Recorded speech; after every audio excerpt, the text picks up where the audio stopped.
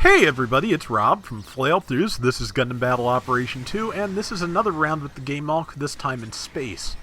I'd gotten a few rounds of practice in with it at this point, and tried a few different builds. You can do some interesting things with it build-wise. Has a lot of slots, as most of the high-end things do. It has enough slots that I can put all 3 of the new model frame parts I have and all 5 of the strengthened frame parts on it, which get its hit points up over 30,000. If you're banking on using the stun resistance that you get at below 30% health, that's a possibility, but still didn't really leave me, in my opinion, with enough health to live on once I was down that low. So, just left me too vulnerable, and so I went back to basically melee defense mainly because it has miserable melee defense, and there's a lot of good raids at 650. But let's see, I used the fire everything beams and did some fair damage. Got an assist already, and also got killed because again, a lot of melee, a lot of good high cost raids out there, and that was a Gundam Mark V. They have been among the bane of my existence with the Geymalk, so that's not too surprising. I'm getting it's taking a while, but I'm getting a better sense of which weapons you can switch between most easily. And for just quick, repeated attacks, the 3 fastest readying weapons are the beam mittens, the mother funnels, and the grenade launcher. So, but the other ones are useful too. You just they require a little bit more preparation, is my thought. But got the child funnels going out, and got a Tristan on my case, which, as you can see, I can do a lot of damage to. I overheated the mother funnels, but I did a lot of damage to it. Threw some grenades out, did tag it, didn't stun it. Thought I tackled, but did not. Got knocked over. I'm not even bothering to call for help because the team is just so spread out, and it's another one of those rounds. So I now have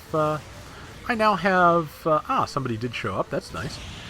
I now have the Psycho Wave ability active, which is not going to save me from that G-Line full custom, I don't think.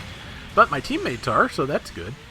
I basically have one shot, and the beam mittens just don't do enough damage.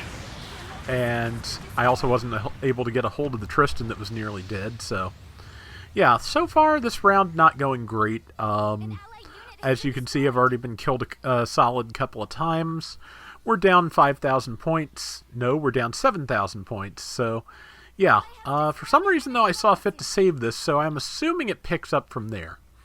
Also, yes, I like your username, number 4. That's a good one. Let's see. Number 4 is the one who snuck off and planted a bomb in the enemy base. And let's see. And apologies, I'm trying to be a little bit more coherent, but I am still having sinus problems. Change in the weather always happens, and it happens earlier and lasts longer now. Just the pollen season does. It's bad. So let's see. Yeah, readying to fire everything. Can't see around myself, so I have to scope in. Tagged for 868. It's an exceedingly variable attack. It can hit for 800. It can hit for, you know, I can hit the rocket on the Arctic base for 16,000, which, you know, does me a lot of good against mobile suits, of course. But I didn't get that kill because somebody else grabbed it. But we are going to get the base bomb to go off, and they're all retreating towards it. So we're going to follow up and chase them. We've managed to turn things around a little bit, thanks largely to number 4's bombing. So yeah, if we push, we may be able to preserve this lead we just got. They're spawning in behind us though, so that's going to disrupt things a little bit. I'm going to come back here and help isolate this person so we can then move forward and face the rest of the team. But I'm having trouble getting a lock with my funnels, and I was too late on the mittens, so we are just going to have to deal with this a different way. There's that Tristan, which I hit its shield, an excess hit me. It's doing pretty solid damage to me. I'm torn between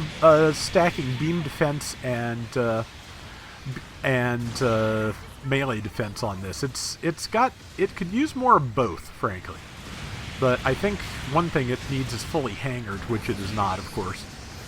There's a Gabfley behind me, which, let's see, just trying to figure out what to fight next. I think this is that Tristan I'm going after, which, no, it's the XS, so trying to get a weapon handy for it, but got it with the Saber, and the ally managed to finish it off, so that's good.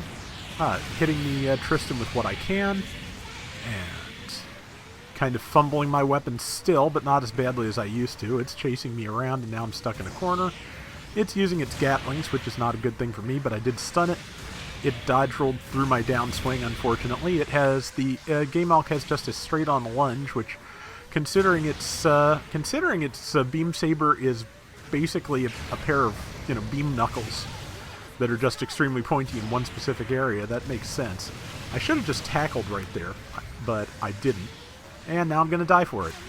Which, annoying, but if somebody can just finish off that Tristan, we'll be in good shape.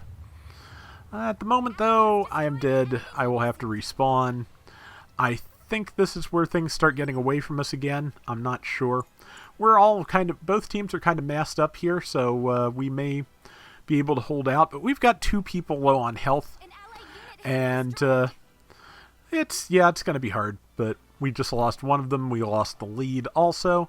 But yeah, you have probably noticed, though, that the Geymalk is more agile in space. It has AMBAC and space specialization. So that does help. Trying to get a hold of this person, tagged him.